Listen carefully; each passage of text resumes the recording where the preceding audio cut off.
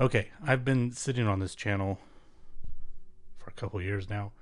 This idea of what it was going to be, and I just couldn't quite get it together. I feel like there's so much content out there about how you're supposed to do things and the way to succeed at doing things. There's not a lot of content about figuring it out.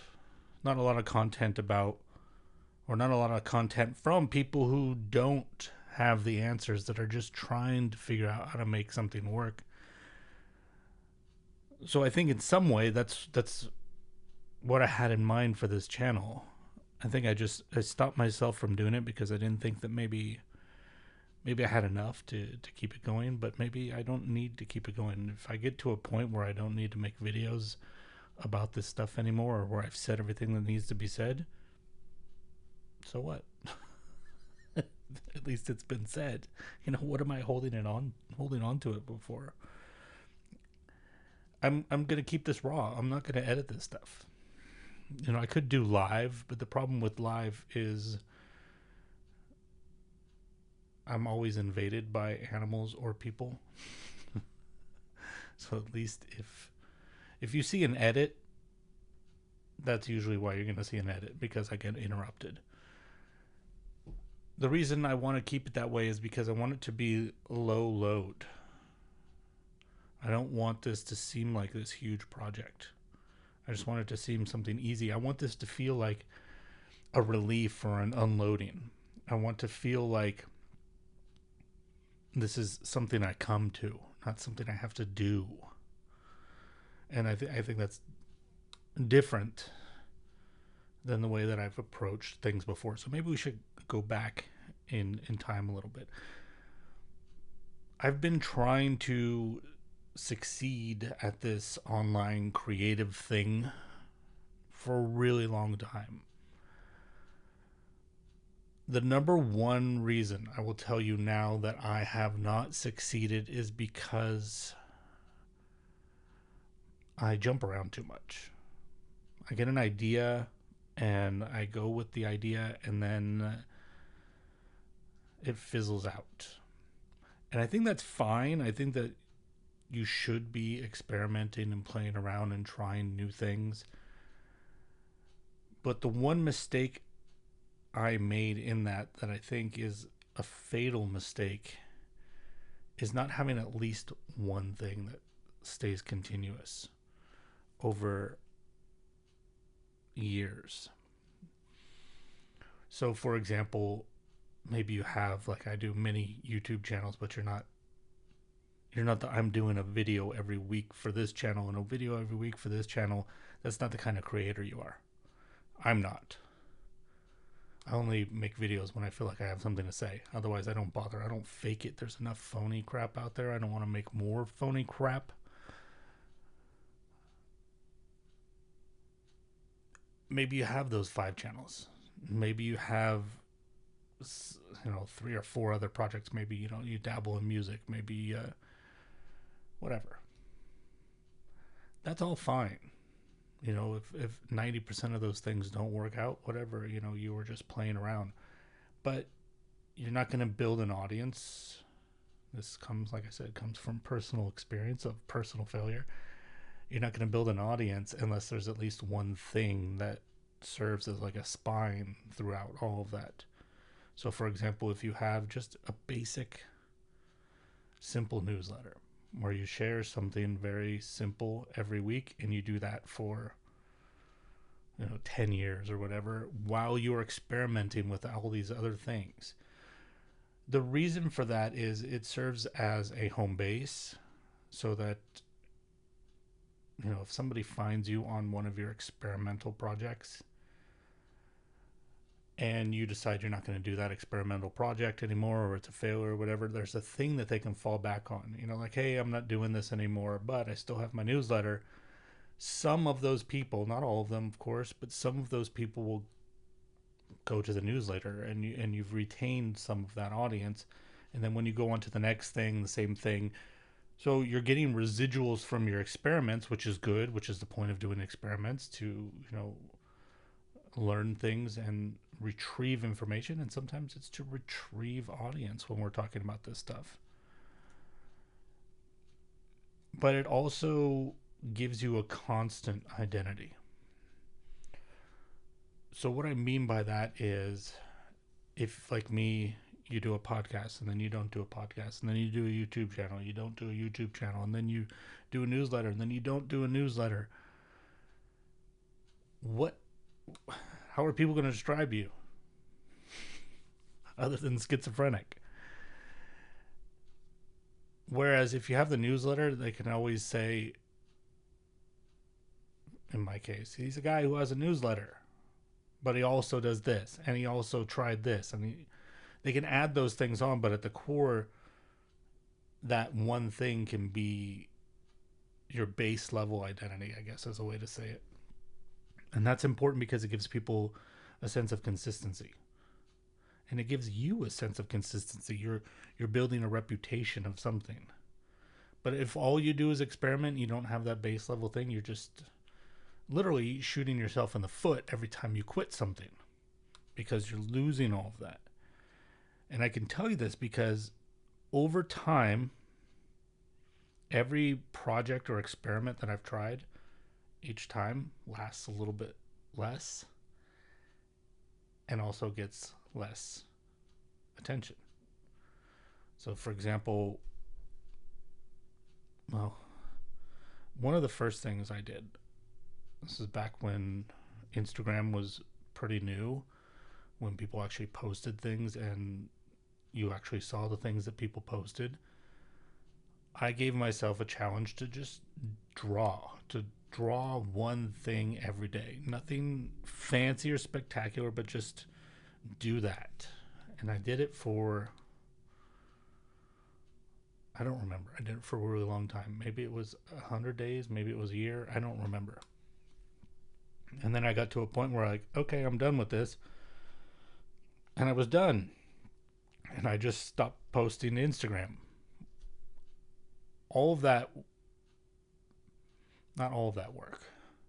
The work that I put into drawing, I retain that, obviously. But all of the work on the audience side of it, I lost all that. The next thing I did is I did daily vlogging. I did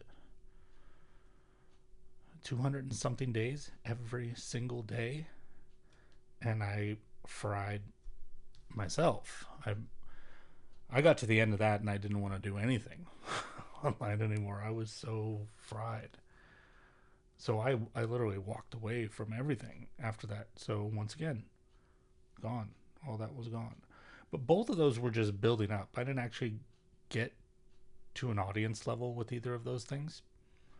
It was the next thing that I did, which was a podcast, which actually, to be honest, overlapped a little bit with the YouTube for, I think about 2 months, maybe 3 months of that. I was doing both, which was even more insane, which is probably why I burned out. That initial podcast that I did, we got to a point where we're getting anywhere between 3,000 to 5,000 downloads per episode, which is pretty good. It's not success. You're not going to live off of money off of that. But most podcasts don't reach that level. So that was a high. And that was, I say we because I had a partner in the podcast. And the reason that podcast ended is because our ideas of where it was going deferred and it just didn't work. I did something else after that, a little less attention.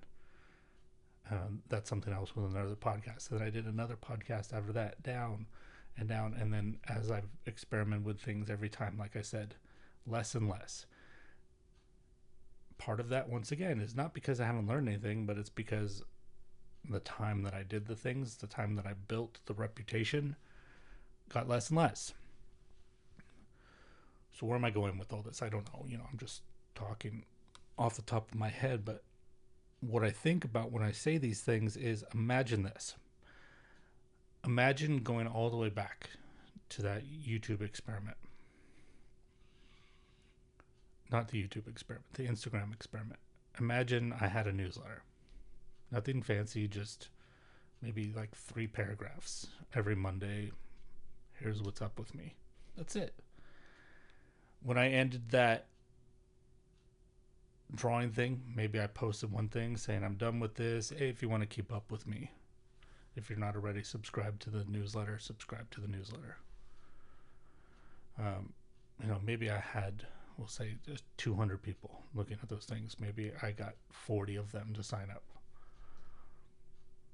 It's 40 people on my mailing list. I go on and I do the vlogging things for 200 days, and I think I got to like 150 viewers of that. Maybe 10 of them come over the newsletter. Now I have 50 people on the newsletter. You're going to have attrition there too, but let's just go along with this. Then I do this podcast where, I'm getting like almost 5,000 every episode. Maybe I get 400 of those people onto the newsletter. And then over the years, like I said, you lose a little bit here and there, but maybe now I have like 300 people consistently on the newsletter over years, and I'm doing different experiments. Well, the people that have been there for years are likely not going to go anywhere because they've already decided that, yeah, this is something I've stuck with this long. Why would I quit now? So you're building up this idea, this identity of someone who does these experimental things, but the newsletter is the thing that you don't experiment with. It's the thing that stays the same. It's the thing that retains them. Imagine also that every time you go to do a new experiment, these are the people that you have to share it to. Hey, you've been following me for 3 years. I'm trying this new thing. Check it out. Maybe half of them do. That's going to give you a boost for your new thing. And every time you're growing that, I guess this is what people have been saying for a long time. Like, the most important thing you can do is build a newsletter. But they always focus on the fact that you own your list, which of course is important, but it's like they're skipping to point number 2, and just there's this blind assumption that people understand point number 1. And point number 1 is that you have an audience and you retain an audience. It's not that it's not about the ownership of the list, which is important. It's the fact that the list exists, that there's people to talk to, there's people to share to. So, and I'm not saying that this YouTube channel is going to be that. That's not the direction we're going. I'm working to build my newsletter, my Read or Die a Slave newsletter, which is, it's literally just, here's a couple paragraphs that are on the top of my head, and here are the books that I read during the week. Here are some books that I marked that I might want to read. That's it. Keep it that simple. I'm working to make that my consistent thing. And that's what allows me to do something like this. Maybe I do this one video and I never record another one. Maybe I do 10 of these. Maybe I end up doing this for 5 years. I don't know. But it doesn't matter because I have that newsletter. I have that thing that I can hold on to. And I'm hoping that there's no such thing as too late. I'm hoping that having not done it all these years isn't a detriment. That it is something you can just pick up and you can just start. So I guess I just wanted to record videos like this where I'm reasoning something out, where I'm figuring something out, because 2 things. Number 1, somebody else out there is thinking or going through the same thing, and maybe we can just kind of commiserate that we're trying to figure it out together. Second of all,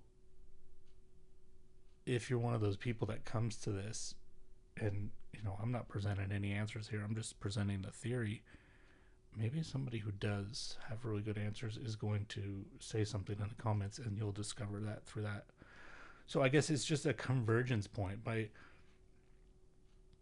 making content like this, I'm creating a convergence point, and who knows what will happen at the point where things like this converge. So we'll find out, and I guess subscribe. I say I guess because, like I said, I don't know what the future of this is, but if I do another video, you'll know. Theoretically, I guess. Do you have to click the bell? I don't pay attention to this stuff. If you're on YouTube, you probably have a better idea how YouTube works than I do.